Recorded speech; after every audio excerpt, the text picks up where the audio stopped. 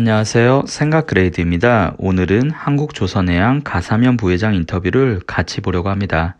한국조선해양은 올 상반기 매출 8조 963억 원, 영업 손실 6,651억 원을 기록하였습니다.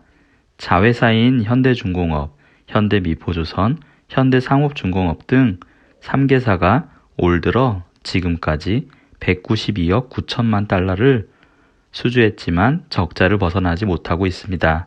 한국조선해양을 이끌고 있는 가사면 부회장은 2015년부터 시작된 조선의 불황이 2019년 바닥을 쳤지만 당시 저가 수주 여파가 지금까지 큰 영향을 끼치고 있다면서 대형 악성 프로젝트를 대부분 해소했기에 3분기부터는 흑자 전환이 가능할 것이라고 말했습니다. 가 부회장은 3분기 흑자 전환을 예상하는 것과 관련 조선업 수주가 2020년부터 살아나기 시작해 수주 단가도 크게 오르고 있다고 했습니다. 조선업황은 30년 단위로 움직이는 매크로 사이클과 10년 단위로 움직이는 마이크로 사이클이 있는데 적어도 마이크로 사이클은 상승 국면이 시작됐다는 것입니다. 그는 지금 한국조선해양 같은 대형 조선소는 LNG선과 컨테이너선으로 2025년까지 물량이 다 채워져 있다며 지금 LNG선은 아무리 비싼 값에 발주를 해도 배를 만드는 작업장이 부족한 상황이라고 덧붙였습니다. 그는 탄소 중립 등 환경 규제도 고부가 선박 수주에 긍정적으로 작용하고 있다고 하였습니다. 탄소 배출이 크게 감축된 엔진과 미래 에너지로 꼽히는 수소나 암모니아 연료 선박 등 친환경 기술을 앞세워 중국과의 격차를 벌릴 수 있다는 것입니다. 가 부회장은 조선업의 핵심 화두는 디지털, 탈산소라는 것이라며 기술 혁신을 통해 현재 2, 3년 정도인 중국과의 기술 격차를 더 벌일 수 있다고 하였습니다. 이어 조선소의 설계, 생산 공정이 디지털화가 이루어지면 위험하고 힘들었던 용접 공정을 로봇이 대처해 전체적인 생산도 30% 이상 향상될 것이라며 조선업이 노동 집약적 산업에서 기술 집약적 산업으로 바뀌어야 살아날 수 있다고 말했습니다.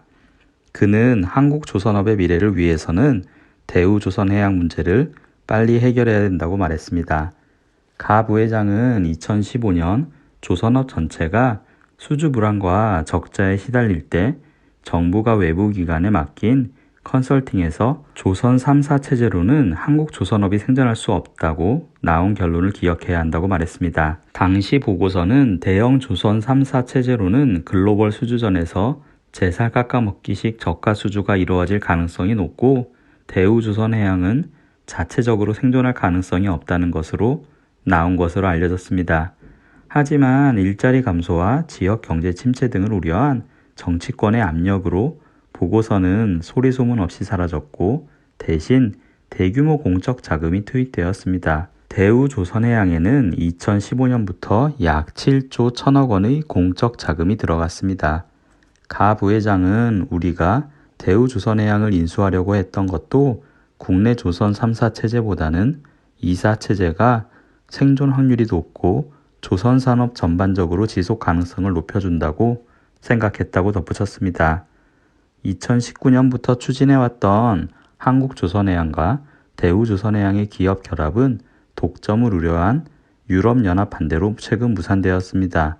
그는 민간 기업들은 적자가 나면 기존 대출도 갚으라고 한다. 스스로 살아야 하기 때문에 진짜 뼈를 깎는 노력을 할 수밖에 없다며 대우조선해양도 국가가 도와줄 거라는 생각을 버리고 자생력을 키워야 한다고 말했습니다. 오늘은 한국조선해양 가사면 부회장의 인터뷰 기사를 같이 살펴보았는데요. 이 영상을 통해 여러분들의 생각도 업그레이드 되었길 바랍니다. 이상으로 생각그레이드였습니다. 감사합니다.